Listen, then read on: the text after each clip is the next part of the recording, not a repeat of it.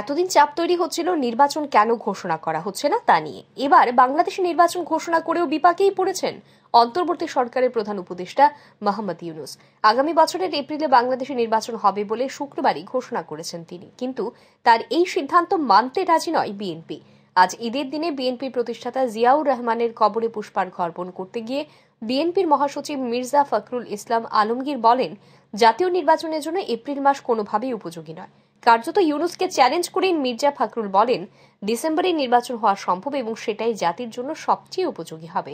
হাজারো টালবাহানার পর জনগণ এবং রাজনৈতিক দলগুলি চাপে মোহাম্মদ ইউনূস নির্বাচনের দিনক্ষণ ঘোষণা করলেও তাতে কোনোভাবেই জনগণের প্রত্যাশা পূরণ হয়নি বলেই দাবি করে বিএনপি। তিনি বলেন, আমরা ডিসেম্বরের মধ্যে নির্বাচন চেয়েছিলাম, জনগণের প্রত্যাশাও তাই ছিল। মির্জা ফখরুলের কথায় যে সময় নির্ধারণ করা হয়েছে তা বাংলাদেশের নির্বাচনের জন্য সঠিক সময় নয়। এখানে প্রচন্ড গরম, ঝড় বৃষ্টি হওয়ার আশঙ্কা থাকবে। ওই সময় রোজার পরপরই পাবলিক পরীক্ষাও আছে। সময়টা খুব চিন্তা করে দেওয়া হয়েছে বলেই আমাদের কাছে মনে হয় না। তিনি আরো বলেন, রোজার মাসে নির্বাচনী প্রচার করতে হবে, যা অত্যন্ত কঠিন হবে।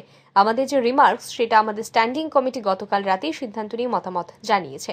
আমরা মনে করি যে ডিসেম্বরে নির্বাচন হওয়া সম্ভব। ব্যুরো রিপোর্ট, আর ই নিউজ।